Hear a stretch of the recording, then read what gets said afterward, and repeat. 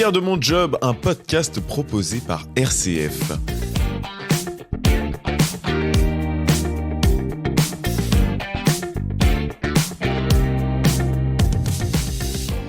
C'est vraiment cet amour des chiffres. J'ai toujours aimé les maths à l'école et voilà. Aujourd'hui, je vais à la rencontre de Lucie Lejeune. Elle est responsable paye dans un cabinet d'expertise comptable, un cabinet qui compte une trentaine de personnes avec un service d'expertise comptable, un service de commissariat aux comptes et puis le service paye, le service social dans lequel travaille Lucie. Bonjour, je suis Lucie Lejeune, je travaille dans un cabinet comptable depuis 8 ans, je fais de la paye depuis 10 ans et je suis responsable du service depuis 1 an et demi. J'ai 42 ans, j'ai commencé ma carrière professionnelle dans un tout autre domaine, c'était en restauration. J'ai fait un bac pro restauration, j'ai fait quelques années en restauration et ensuite j'ai repris mes études en formation pour adultes pour passer un bac pro compta. Et je suis arrivée un peu par hasard dans la paye. J'ai toujours aimé les chiffres. C'est un métier qui est souvent dévalorisé. On nous appelle souvent des presse-boutons. En effet, les logiciels sont performants, mais c'est tout ce qui est autour en fait qui est important dans un bulletin de paye. Donc s'il y a le contrôle, mais tous les arrêts de travail à gérer, les organismes, les contrôles URSSAF, c'est un ensemble. Et puis on est là aussi pour aider surtout les employeurs à les accompagner, à les rassurer en droit social, etc.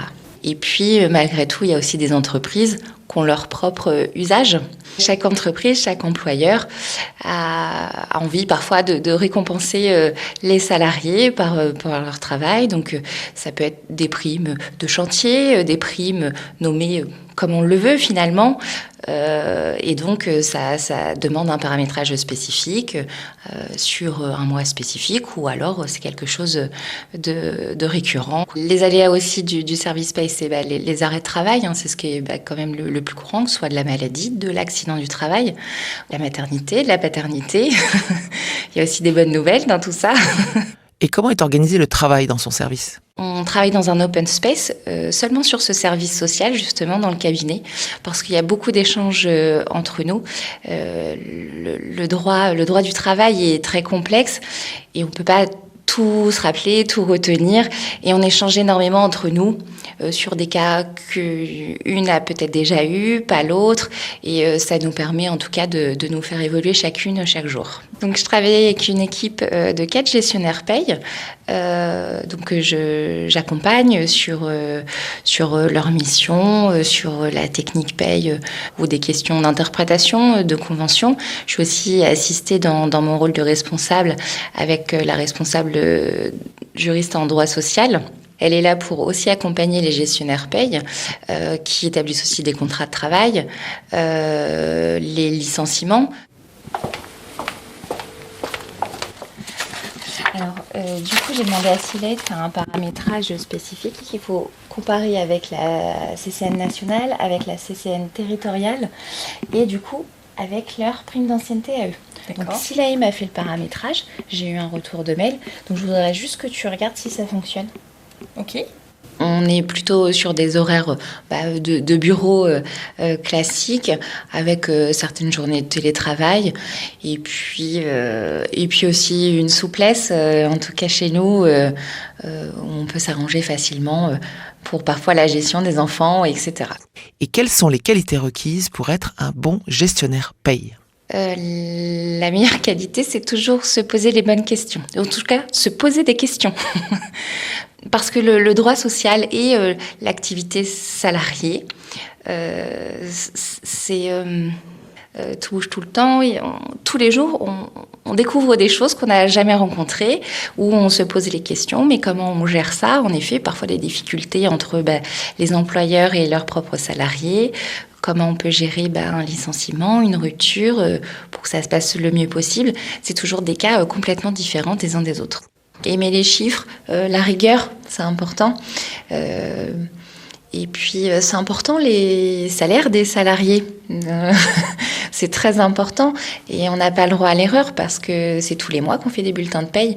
Et puis, s'il y a des erreurs, ça peut arriver, hein, on n'est pas infaillible. Mais après, il y a conflit entre l'employeur et le salarié. C'est pas confortable, c'est pas ce qu'on aime. Et pourquoi choisir d'exercer ce métier dans un cabinet d'expertise comptable ? Je dirais que le fait d'être en cabinet et dans un service social où justement on n'est pas seul à faire ce métier, c'est beaucoup plus enrichissant qu'en entreprise. On sera forcément qu'une personne ou 2 personnes au maximum, vraiment en technique paye. Et du coup, je pense que c'est moins nourrissant intellectuellement. Et puis, le fait de gérer plusieurs conventions aussi, c'est complètement différent que d'en gérer qu'une seule. Dans notre cabinet, on en gère à peu près 70 différentes.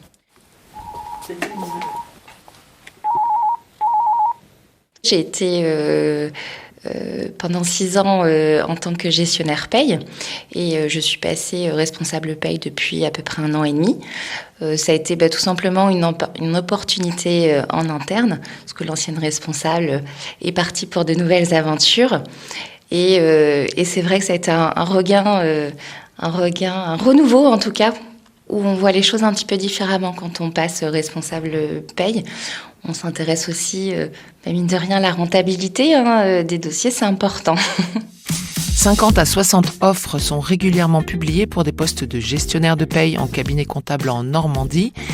Les cabinets recrutent aussi bien pour des CDI, des CDD de remplacement ou des renforts en période fiscale. Les candidatures se font directement auprès des cabinets d'expertise comptable qui recrutent et les offres sont disponibles sur le site Hub Emploi, HUBEMPLOI, et toutes les plateformes ou cabinets de recrutement. Une formation en paye ou en ressources humaines, une expérience en cabinet, une maîtrise des logiciels comme Silae ou Sage sont valorisées. Alors, qu'attendez-vous pour rejoindre Lucie dans un cabinet d'expertise comptable ? Retrouvez tous les épisodes de Fier de mon job sur rcf.fr et sur toutes les plateformes de podcast et de musique.